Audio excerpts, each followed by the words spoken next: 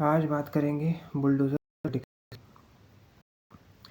तो supreme court ने इस पर संज्ञान लिया है और अगले हियरिंग में इसकी गाइडलाइंस जारी होने का अनुमान है। ये एक रेस चलने लग गई थी कि कुछ भी हो जाए तो लोग बुलडोज़र चलाते थे। योगी आदित्यनाथ जी भी यही करते थे और शिवराज सिंह चौहान भी करने लग गए थे। लेकिन अब इस पे सुप्रीम कोर्ट ने संज्ञान लिया है और इस पे आगे चल के गाइडलाइन जारी की जाएगी। तो अब ये बुलडोज़र पॉलिटिक्स की अंत की शुरुआत है। अब इस तरह की पॉलिटिक्स नहीं चल पाएगी। ऐसे ही आरएसएस में भी ये सब मंथन चल रहे हैं कि आगे करना क्या है, क्योंकि पुराने नारे और जुमले अब नहीं चलते हैं। अब ये पर्टिकुलर किसी कम्युनिटी के बारे में आप बोलो कि ये कम्युनिटी ख़त्म होने वाली है या ख़तरे में है, तो अब ये सब नहीं चलता है। इसलिए समझना पड़ेगा भाजपा आरएसएस को कि नई स्ट्रेटजी कैसे बनाए, कैसे क्या करें। कहीं इनके नेता हरियाणा के जो राज्यसभा में भेजे गए हैं हरियाणवी लोगों को स्टीरियोटाइप करते हैं। कहीं पे कोई अभिनेत्री कुछ स्टेटमेंट दे देती है, इनको बैकफायर कर जाता है, तो ये उसी के साइड नहीं लेते हैं, जबकि इनका खुद का नैरेटिव भी वही था। ये अपनी ही अभिनेत्री की फिल्म रिलीज़ नहीं कर पाते हैं। कहीं पे इस तरह के जो बुलडोज़र वाली बात हो तो वो खुद प्रधानमंत्री भी ऐसे कहते हैं कि बुलडोज़र चल जाएगा, ये हो जाएगा, वो हो जाएगा। तो शीर्ष नेतृत्व भी ऐसी चीज़ों को सपोर्ट करता था। तो ये सब चीज़ें अब नहीं चलती हैं। अब नई स्ट्रेटजी लेनी पड़ेगी। मान लीजिए कि कोई रेंट पे रहता था या कोई अपने रिश्तेदारों के साथ रहता था, आपने उसका ही घर उड़ा दिया, तो ये सब हाथों हाथ कोई नहीं लेता है। अब कोई खुशी नहीं है ऐसी चीज़ों पर। और कई बार तो ये भी पाया गया है कि दंगे कहीं और हुए हैं, आपने कहीं और बुलडोज़र चला दिया और वो इलीगल कंस्ट्रक्शन था।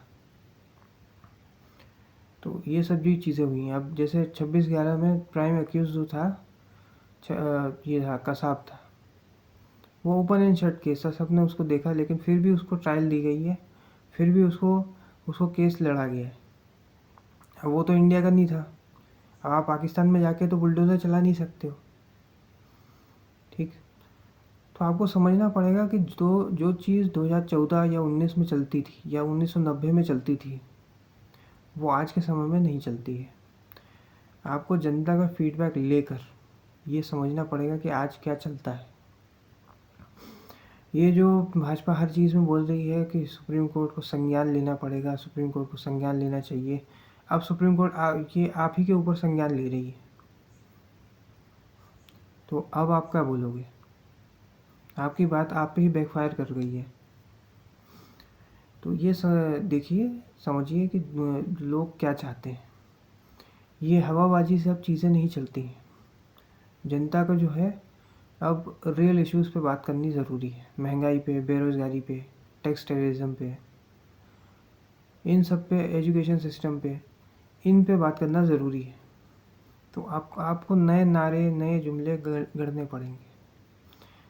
जो 2014 और 19 में आप कर चुके हो, अब वो नहीं चलने वाला है।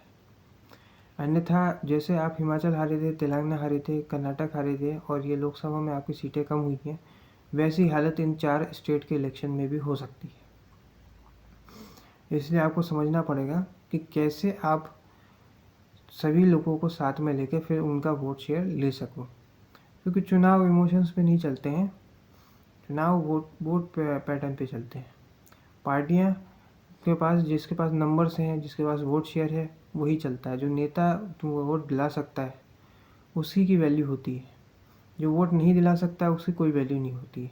अगर सेम पॉलिटिक्स आप वैसे ही खेलते रहोगे बुलडोज़र की, तो एक पॉइंट के बाद आप ख़त्म हो जाओगे।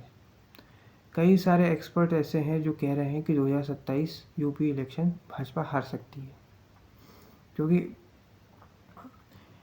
जो ऐसी बातें कर रहे हैं, किसी एक पर्टिकुलर कम्युनिटी को खतरे में बता रहे हैं, या आप कह रहे हो कि बटोगे तो कटोगे, किस चीज़ की कटने की बात हो रही है वो तो आप समझ ही रहे हो। तो इस तरह की बातें जो है अब जनता को पसंद नहीं आती हैं। अब पॉलिटिक्स बदल रही है, समय के साथ आपको भी बदलना पड़ेगा, अन्यथा आप भी ख़त्म हो जाओगे।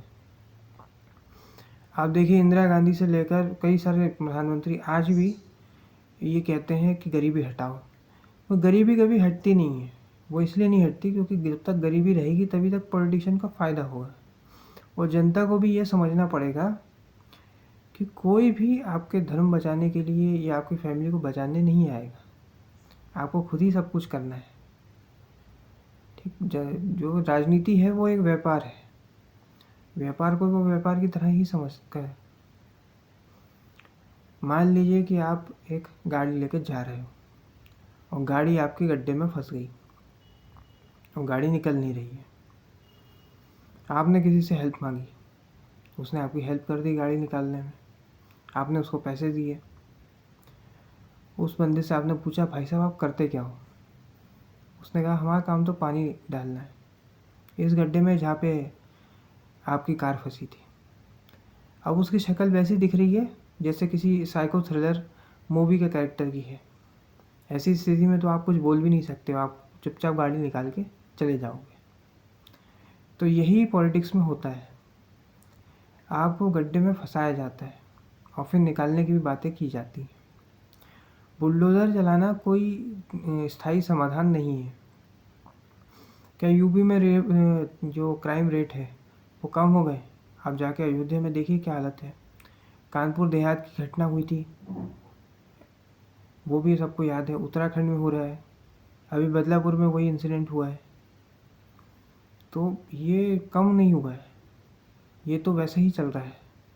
पहले हो सकता है ऑर्गेनाइज वे में होता हो, अब अनऑर्गेनाइज वे में हो रहा है। इसलिए समझना पड़ेगा कि बुलडोज़र चलाने से कोई फ़र्क नहीं पड़ता है। हो सकता है कि वो किराए से रहता हो, अपने किराए का ही घर उड़ा दिया हो। इसलिए आपको समझना पड़ेगा कि कौन सी चीज़ चलती है, और ये जितनी जल्दी फिगर आउट करोगे उतनी जल्दी आप सर्वाइव करोगे। अन्यथा अभी आरएसएस में भी मंथन हो रहा है कि रथ बदलना है या घोड़ा। हो सकता है कि घोड़ा ही बदल दिया जाए, रथ तो वही रहे इन 4 स्टेट्स के इलेक्शन के बाद। इसलिए जल्दी अपने नैरेटिव बिल्डिंग पर फोकस करना पड़ेगा। इसलिए जल्दी अपने कार्यकर्ताओं को, अपने समर्थकों को बताना पड़ेगा कि उन्हें किस प्रकार का नैरेटिव देना है। सबसे बेकार अगर आईटी सेल है किसी का तो है भाजपा का। जो एक छोटी छोटी पार्टियां होती हैं, आम आदमी पार्टी जैसी एक रीजनल पार्टी जो है, जो 2 स्टेट के बाहर बनी है, उनका भी आईटी सेल इनसे बेटर है। और इनके आईटी सेल ये ऐसी ऐसी चीज़ें बोलते हैं, ऐसे ऐसे नैरेटिव बताते हैं जनता को कि जनता फिर वोट डालना ही बंद कर दे। आप सोचिए किसी एक आईटी सेल है जो ने ये तक बोल दिया कि आपको बीजेपी भी करप्ट है, कांग्रेस भी करप्ट है, और आपको नेशनलिस्ट करप्ट में से किसी एक को चुनना है। इतना बड़ा ब्लेंडर कौन करता है बताइए? तो सोच समझ के एक चीज़ें करिए। आपकी एक गलती आपकी पार्टी को हाशिए पर ला सकती है, और फिर यहाँ से अगर हारी तो समझ लीजिए 10-15 साल तक अपोजिशन आपको वापस आने नहीं देगा। अपोजिशन आपकी तरह दयावान, दयालु प्रवृत्ति का नहीं है। 2004 में भी आप देख चुके हो, बहुत मुश्किल से आए थे पावर में, एक बार गए तो 10 साल तक वापस नहीं आए। हरियाणा में 10 साल कांग्रेस आई थी, उसके बाद आ पाए। दिल्ली में आज तक सरकार नहीं बना पाई, पंजाब में आज तक नहीं बना पाए, तमिलनाडु में आज तक नहीं बना पाए, केरला में नहीं बना पाए, आंध्रा में आप जैसे जोड़ तोड़ से कर रहे हो, तेलंगाना में भी नहीं बन पाई है, बंगाल में नहीं बना पाए। बहुत कोशिश करी है लेकिन फिर भी कुछ नहीं कर पाए आप। हर बार टीएमसी जीतती है, उससे पहले लेफ्ट जीतती थी। इसलिए ग्राउंड पे फीडबैक लेना ज़रूरी है। जनता क्या चाहती है उसको समझिए, फीडबैक लीजिए। ऐसे लोगों को वहाँ पे बैठाइए जो वैसा फीडबैक आपको ला के दे सकते हैं। अन्यथा आप भी हार जाओगे और आपकी पार्टी वैसे ही हाशिए पे चली जाएगी जैसे 2014 में कांग्रेस चली गई थी। वो 404 से 44 पे पहुँचे थे, आप 303 से 33 पे पहुँच जाओगे। इसलिए देखिए, समझिए चीज़ें कैसे बदल रही हैं। जो चीज़ें 1984 में चलती थी वो 2014 में नहीं चलती। जो 98 में चलती थी वो भी 2019 में नहीं चलती है। तो समय अब बदल चुका है। समय के साथ परिवर्तन करिए। जनता अब ये पुराने नारों जुमलों से पक चुकी है।